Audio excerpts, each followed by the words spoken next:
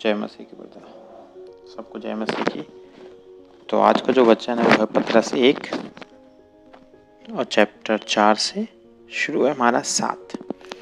सब बातों का अंत तुरंत होने वाला है, इसलिए संयमी होकर प्रार्थना के लिए सचेत रहो। सब में श्रेष्ठ बात यह है कि एक दूसरे से अधिक प्रेम रखो, क्योंकि प्रेम अनेक पापों को ढांप देता हुआ। क्या वचन है। पाप मतलब जो पाप हमने 15 साल 5 साल 6 साल या एक दिन में 15 बार किए हैं, तो उन पापों को ढांपने का तरीका परमेश्वर ने यहाँ पर बताया। उन पापों का ढांपने का तरीका क्या है। सब में श्रेष्ठ बात यह है कि एक दूसरे से अधिक प्रेम रखो।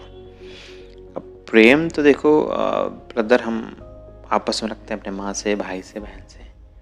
ये तो वो प्रेम है जो हम करते ही हैं। तो क्या आपको लगता है इस प्रेम में प्रभु हमको माफ़ करेगा, हमारे उन पापों को क्षमा कर देगा? तो इन पापों को ढांपने के लिए, यानी पापों को ढांपने मतलब होता दया करना, मर्सी। तो परमेश्वर हम पे दया करने की बात करता। पाप को तो माफ़ी बहुत पहले मिल गई थी, लेकिन अब जो पाप होते हैं उन पाप को ढांप देना, यानी कि वो पाप दिखे नहीं, उसके लिए हमको क्या करना है। परमेश्वर ने बोला है एक दूसरे से अधिक प्रेम रखो।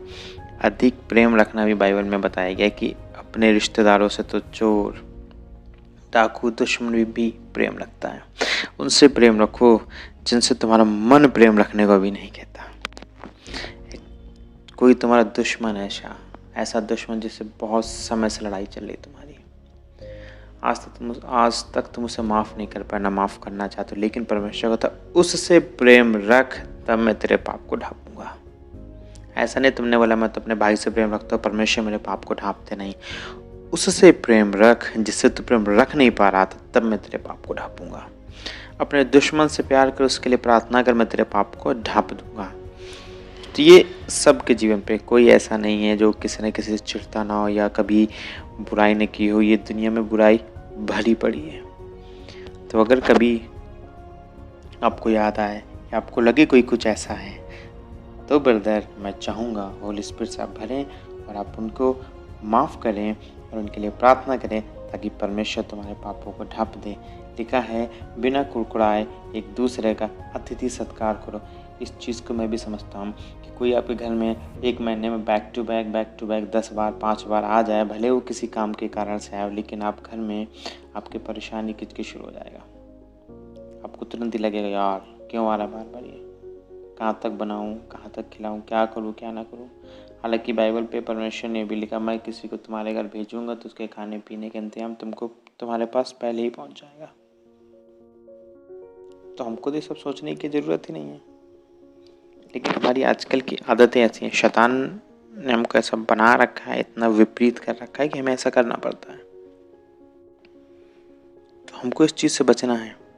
कोई भी हमारे घर में आ रहा है, हम उसको अतिथि सत्कार करना। अतिथि सत्कार करने का मतलब ये नहीं कि आप उसके लिए वीआईपी खाना लेके आ रहे हो, वीआईपी चीज़ें लेके आ रहे हो, अच्छा दिखावा कर रहे हो या अच्छे बर्तनों पे खाना रख रहे हो। नहीं, ये अतिथि सत्कार नहीं भाइयों बहनों। अतिथि सत्कार हुआ कि आप अपने लेवल का खाना खिला रहे हो। अगर आप 2 रोटी खा सकते हो तो आप 2 रोटी खिला रहे हो। अगर आप सूखी रोटी खाते हो तो आप सूखी रोटी खिलाओ, ठीक है। अगर आप घी की रोटी खाते हो तो आप उसे सूखी रोटी नहीं रख सकते। आप जितना परमेश्वर ने आपको भरा है उतनी बराबरी का करो। परमेश्वर नहीं कहता उससे बढ़ के उसे खिला। ये नहीं कि तुम्हारे घर में आ गया तो अगर तुम हफ्ते में 500 रुपये खर्चा करते हो तो नहीं, उसके लिए मैं 2000 रुपये खर्चा करूँगा, क्योंकि परमेश्वर कहता अतिथि सत्कार करो। अतिथि सत्कार करो, उसको अपने से छोटा मत समझो, अपने बराबर समझो। उसको ज़मीन पर मत बैठाओ, अपने बराबर बैठाओ। उससे उसी गिलास में पानी पिलाओ जिसमें तुम पीते हो। ऐसा नहीं कि तुम उसको किसी गंदे बर्तन में पानी पिलाइए, तुमने उसके लिए अलग से बर्तन निकाल के रखा है, ये छोटी कास्ट का इसके लिए बर्तन निकाल के रखा है। नहीं, परमेश्वर बहुत बड़ी बात नहीं कर रहा, बहुत ऊंचाई से मत करो। आप उतने से करो जितने लेवल पे आप कर सकते हो, आपको तकलीफ ना हो। क्या लिखा, जिसको जो वरदान मिला है वह उसे परमेश्वर के नाना प्रकार के अनुग्रह के भले भंडारियों के समान एक दूसरे की सेवा में लगाए। ये हमको बहुत ज़रूरी है।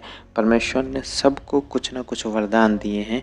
जो भी परमेश्वर में आ गया है, प्रभु यीशु ने उसको कुछ ना कुछ ब्लेसिंग्स दे रखी हैं।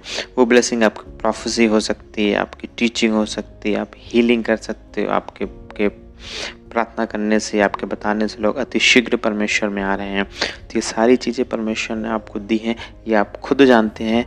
मैं नहीं जानता इतनी अच्छी तरह से, बट आप खुद जानते हो कि परमेश्वर ने आपको क्या पावर, क्या सामर्थ और एक क्या टैलेंट दे रखा है। देखो, टैलेंट सबके पास है। कोई पेंटिंग बहुत अच्छी करता है, कोई इंग्लिश बहुत अच्छी बोलता है, कोई हिंदी बहुत अच्छी बोलता है, कोई बातें बहुत अच्छी करता है। तो ये सबको परमेश्वर ने टैलेंट दिया। टैलेंट वो जो किसी के काम है, वो नहीं जो आप घर में छुपा करके रखे हो। तो अगर कोई भी टैलेंट आपके पास है, उस टैलेंट से आप किसी की हेल्प, मदद कुछ कर सकते हो, तो आपको करना चाहिए। आपको उस टैलेंट का घमंड मत रखना। यहोवा ने बोला, घमंडियों का मैं सिर नीचा करूंगा। अगर आपने घमंड रखा तो टैलेंट आपसे छीन के किसी और को दे दिया जाएगा और आप जान भी नहीं पाओगे। तो आप उस टैलेंट को सही जगह, सही समय पे, बिल्कुल सही तरीके से उपयोग करें। परमेश्वर ने आपसे ये नहीं बोला कि फ्री में टैलेंट का उपयोग करो। उसने सबको टैलेंट दिया, सब अपने टैलेंट से कुछ ना कुछ कमा रहे हैं, कुछ ना कुछ खा रहे हैं, लेकिन उतना रखो जितना तुम्हारे लिए ज़रूरत है। उससे ज़्यादा रखोगे तो परमेश्वर की निगाह में धर्मी नहीं, अधर्मी ठहरोगे। क्योंकि जो उससे ज़्यादा है वो पाप से है, याद रखने का। जो कुछ भी आप ज़्यादा करोगे वो पाप से, लेकिन जो आप लिमिट से करोगे वो परमेश्वर की ओर से है। यदि कोई बोले तो ऐसा बोलो मानो परमेश्वर का वचन हुआ। यदि कोई सेवा करे तो उस शक्ति से करो जो परमेश्वर देता है। देखो, परमेश्वर कितना प्यारा वचन बोल रहा है। कोई बोले तो ऐसा बोलो मानो परमेश्वर का वचन है। देखो, मैं इस चीज़ को अपने जीवन पे कैसे प्रयोग में लाता हूँ। जब मैं ऑफिस में होता हूँ या घर में होता हूँ या बाहर होता हूँ, मुझसे लोग बातें करते हैं, अपनी परेशानी बताते हैं, तो मैं बाइबल के वचन से उन्हें बताता हूँ, भाई बाइबल का वचन ये कहता है, बाइबल पे ये लिखा है। जब मुझसे कोई बोलता है, यार तुम परेशान क्यों नहीं रहते? यार मैं बहुत परेशान रहता हूँ, मुझे ये दिक्कत है, मुझे तुम्हें कोई समस्या नहीं है? तो मैं बोलता हूँ, मुझे पैसों की दिक्कत नहीं, क्योंकि मेरे पास प्रभु यीशु है जो पैसों का भंडार है। मुझे तकलीफ़ों की चिंता नहीं, क्योंकि मेरे पास प्रभु यीशु है जो मेरी तकलीफ़ें ले चुका है। मुझे परेशानी की चिंता नहीं, मुझे जब भी ज़रूरत होती है वो मुझे दे देता है।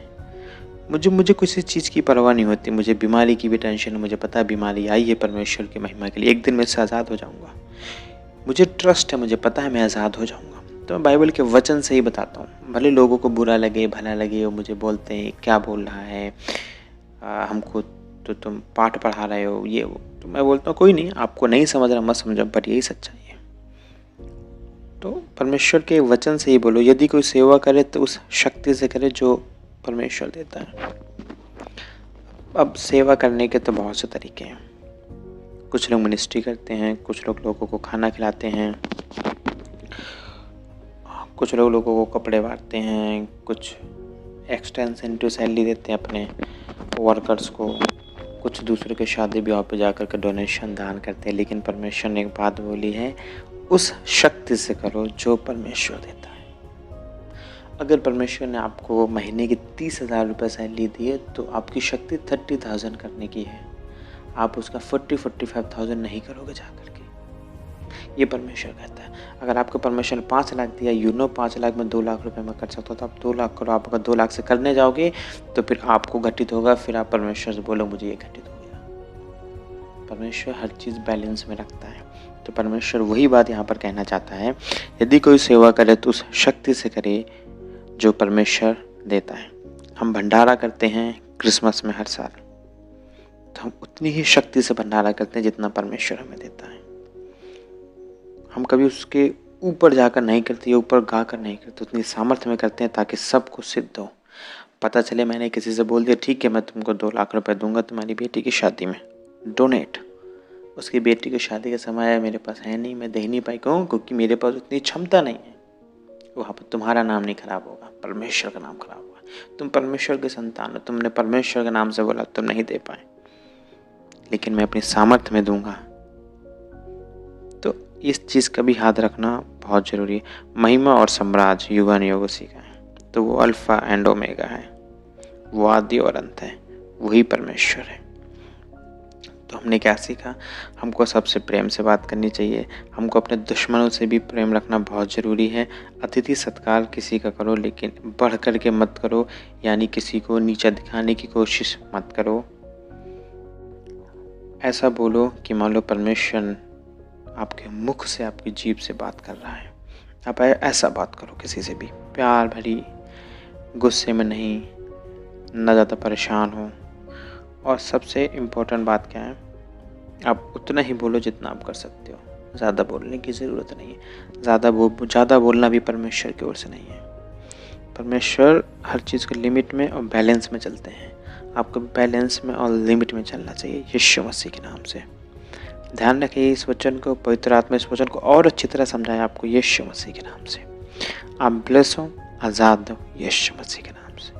Thank you Jesus, thank you Holi spirit. सारी प्रार्थना स्वर्गीय पिता ने सुनी है अपने इकलौते पुत्र ईसा मसीह के नाम पर। धन्यवाद। जय मसीह के सबको।